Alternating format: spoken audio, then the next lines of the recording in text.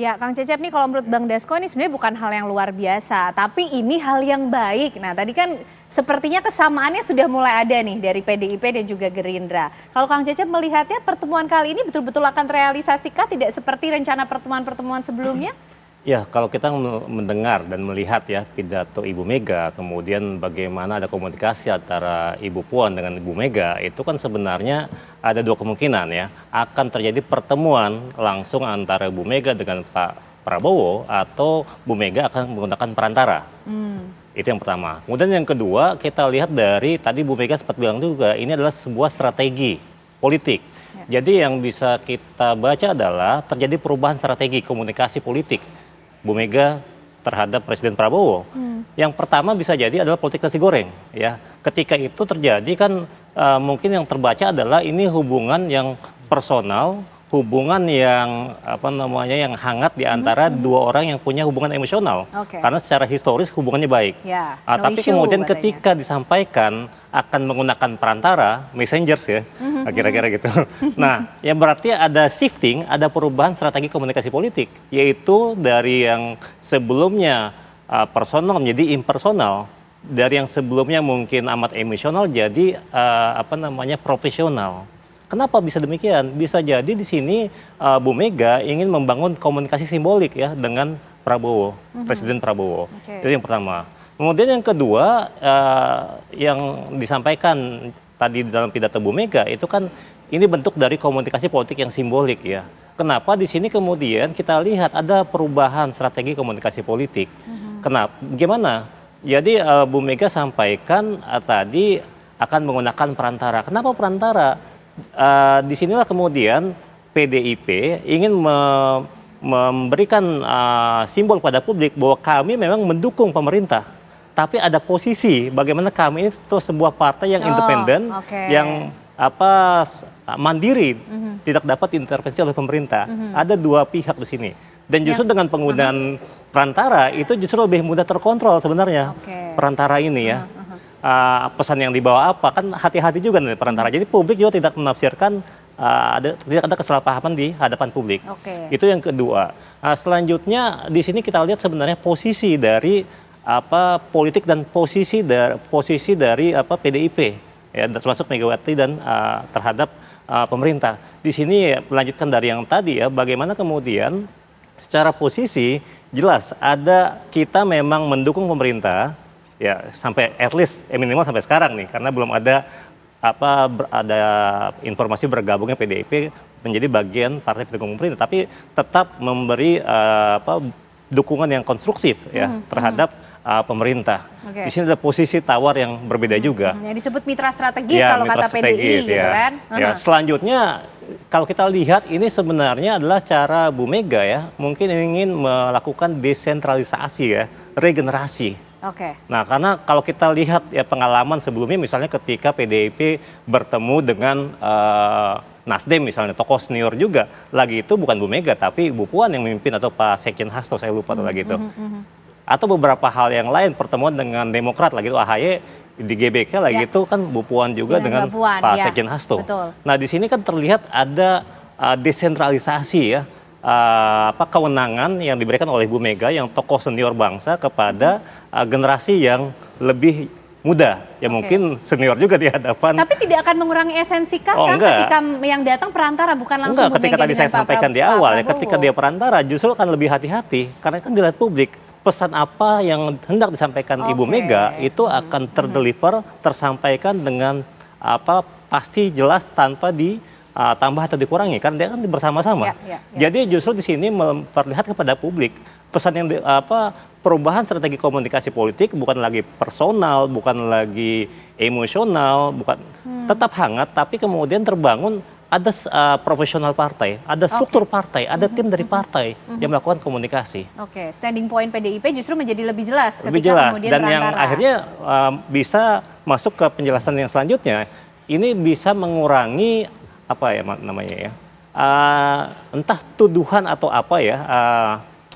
pembelahan. Misalnya kan mungkin ada ada bagian dari PDIP yang tidak sepakat misalnya kalau PDIP bergabung dengan pemerintah. Oke. Ini kan tentu ini dengan kalau Bu Mega nggak ketemu langsung ini akan lebih mengurangi potensi konflik internal. Dari luar juga ya masyarakat melihatnya demikian. Justru ini bagaimana kemudian ini terjadi hubungan yang amat profesional antara PDI Perjuangan sebagai partai pemenang Pileg ya dengan Presiden Prabowo ya ke kabinetnya. Demikian ya. Oke, baik. Bang Hendarsam, kita mulai masuk, kalau tadi sudah membuka, masuk ke main course-nya. Hidangan utamanya, katanya Pak Prabowo ini minta nasi goreng.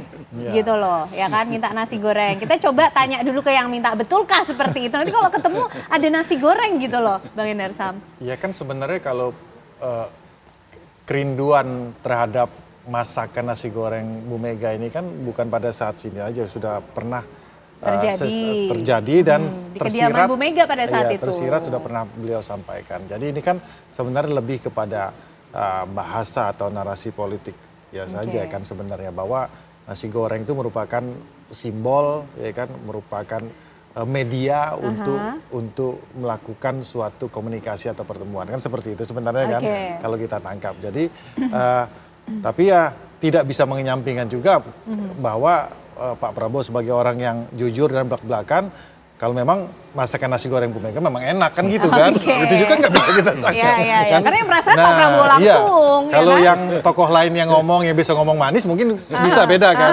Cuma ketika seorang Prabowo ngomong itu masakan itu enak dan dimerindukan, berarti memang enak. Kan seperti itu. Jadi ada dua faktor tadi memang esensi daripada pertemuan tersebut melalui media nasi goreng tersebut, ya kan, dan juga bahwa memang nasi gorengnya juga enak kan gitu. Iya, baik, kan, gitu. Mas Guntur udah pernah nyicipin nasi gorengnya Bu Mega belum? Sayangnya belum.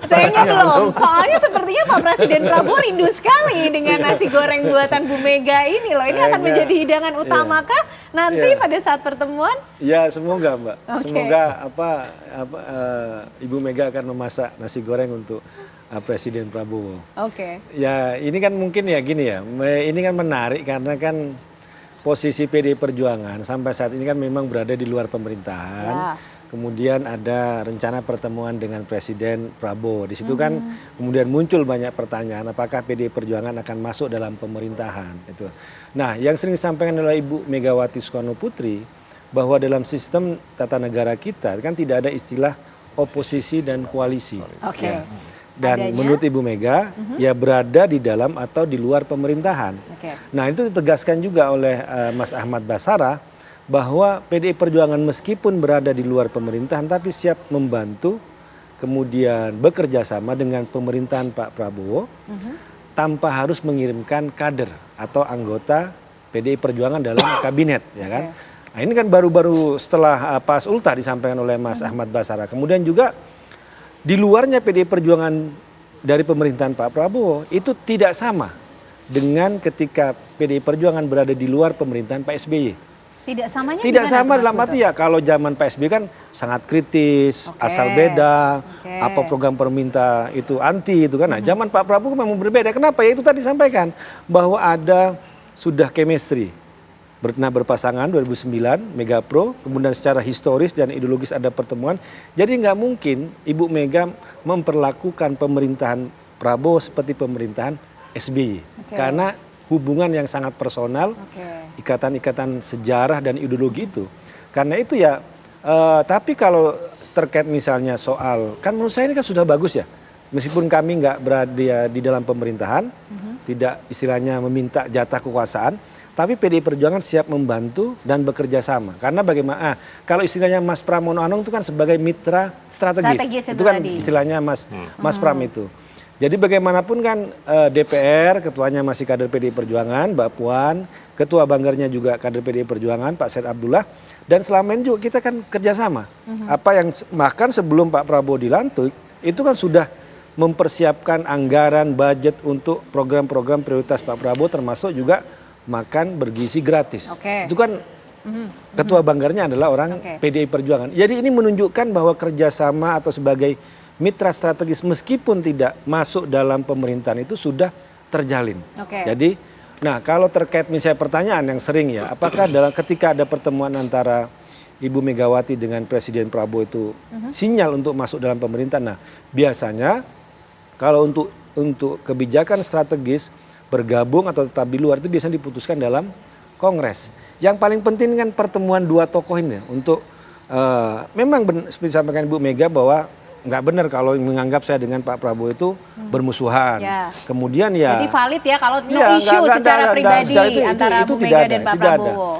Itu tidak ada. Tapi yang paling penting adalah meskipun posisi PDI Perjuangan saat ini masih berada di luar pemerintahan Pak Prabowo, tapi siap bekerja sama, siap membantu program-program yang pro dengan rakyat. Apakah kemudian yang dimaksud mitra strategis ini seperti juga yang coba dinarasikan oleh Mbak Puan Maharani lewat video yang diunggah di Instagram pribadinya nih, Mas Guntur?